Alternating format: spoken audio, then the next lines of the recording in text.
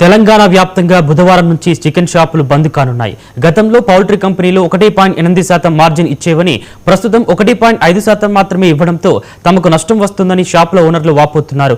Poultry కంపెనీలు దిగి రావాలని, మార్జిన్ పెంచే వరకు నిరవధిక బంద్ ఉంటుందని షాప్ నిర్వాహకులు అంటున్నారు. ఇక ఇదే అంశానికి సంబంధించిన మరింత సమాచారం మా ప్రతినిధి తేజ అందిస్తారు.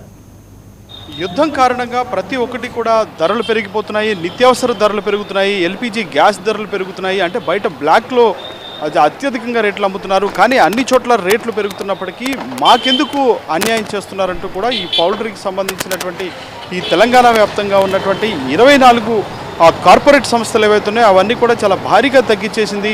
300, 350 లేదంటే 370 వరకు ఉండేటువంటి ఒక కేజీ చికెన్ ధర 250కి ఎందుకు పడిపోయింది, ఎందుకు తగ్గించారు, తమపై ఎందుకు ఇంత భారం మోపుతున్నారు? 50,000 మంది ఈ యొక్క పౌల్ట్రీకి సంబంధించి అంటే ఈ విధమైనటువంటి చికెన్ షాపుల మీద ఆధారపడి బ్రతుకుతున్నారు.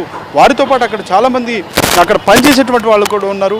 మరి వారందరినీ ఎందుకు రోడ్డున పడేసేటువంటి ప్రయత్నం చేస్తున్నారా అంటూ కూడా ఇటు చికెన్ షాప్ నిర్వాహకుల నుంచి చాలా పెద్ద ఎత్తున ప్రశ్నలు వస్తున్నాయి. రేపటి నుంచి చికెన్ షాపులు బంద్ అవుతుపోతున్నాయి అనేటువంటి నేపథ్యంలో అంటే వారంతా కూడా ధర్నాకు దిగబోతున్నారు.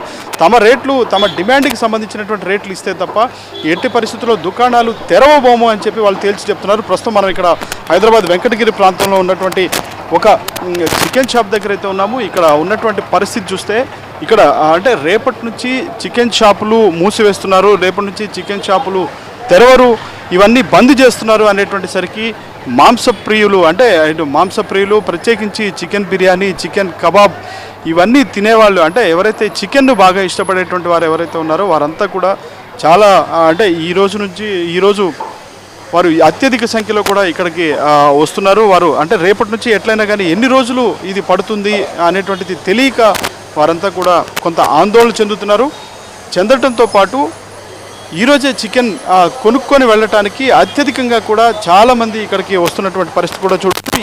ఏమైనప్పటికీ కూడా నిర్వాహకులు అయితే మాత్రం ఒకటే చెప్తున్నారు, ఈ చికెన్ షాపులు అంటే హైదరాబాద్ వ్యాప్తంగా 50,000 వరకు చికెన్ షాపులు ఉన్నాయి. వీటన్నిటిని నమ్ముకొని కనీసం కొన్ని చికెన్ షాపుల్లో అయితే 2 నుంచి 3 వరకు పనిచేసేటువంటి పరిస్థితి ఉంది.